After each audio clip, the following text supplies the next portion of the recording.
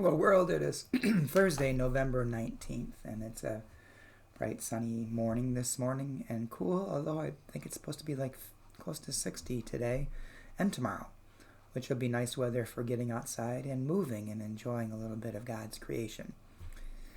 The devotion for today, and I have to apologize in advance for my Spanish pronunciation, it's not great.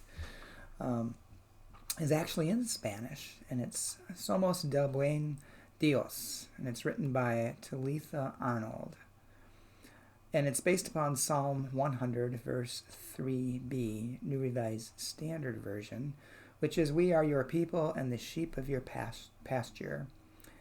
And then it's the BLA, I'm not sure what version that is, but it is in Spanish, and it's Pueblo Soyo Somos y Ovejas de su Prado.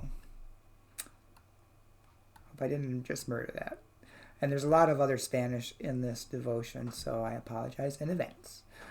On the front row of our church's sanctuary sits a small whiteboard with the words to the hymn, Pues si vivimos in all our living. The hymn echoes the assurance of today's psalm that we are God's people, held in God's love and care. Pues si vivimos sings the first line, Pero Dios vivimos y si moremos, para Dios moramos. In our living we belong to God, and in our dying we are still with God. The whiteboard from our final service before we suspended worship last March. Our children's choir planned to sing the hymn as our call to worship throughout Lent. They and we only made it to the third Sunday. The sentences are a bit smudged, and the handwriting wasn't neat to begin with. Whenever the children's choir sings again, whoever is leading them will undoubtedly wipe the board clean and start anew. I should probably do it myself. The whiteboard hymn serves no purpose. Even if we're gathering for worship, no one would be singing. But I can't erase those words. They remind me of 7-year-olds singing about belonging to God in their living and in their dying. That's quite a statement at any age, and it's taken on new meaning as this year has unfolded. I hope somehow this hymn has helped sustain our children and their families since they last sang together. I hope they still remember its last line. Somos del buen Dios. We belong to God, or literally, we are of a good God, which sounds a lot like Psalm 100's Pueblo Soyo Somos. Even if we can't join together in song, help us to remember, Pues si vivimos, somos del buen Dios. We belong to you.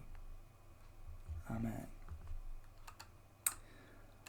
Yeah, the pandemic is hard, and it came on us so fast in a way that we had to suddenly shift gears and do something and be church in a completely different way.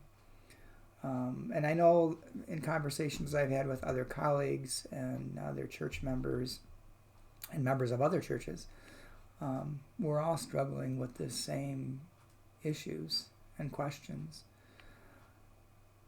But also I think a bigger question is, what is this time telling us about our mission as the church?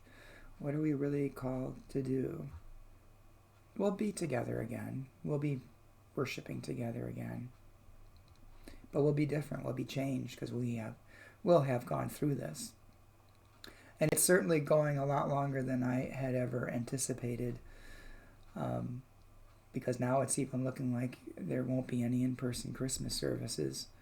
And at best, the general population won't be receiving or be able to get a vaccine until maybe March or April. We'll have to wait and see, because, of course, the few vaccines that are going to be available first will be and should be going to all of our healthcare givers and first responders, those who are on the front lines of battling this illness.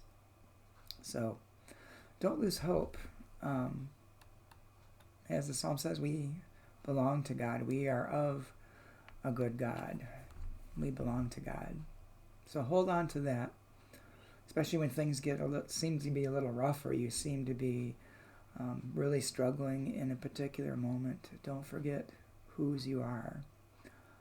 But then also reach out to someone just to talk to them, even if it's on the phone or on your computer, and stay connected. That's important. I'll talk to you again tomorrow.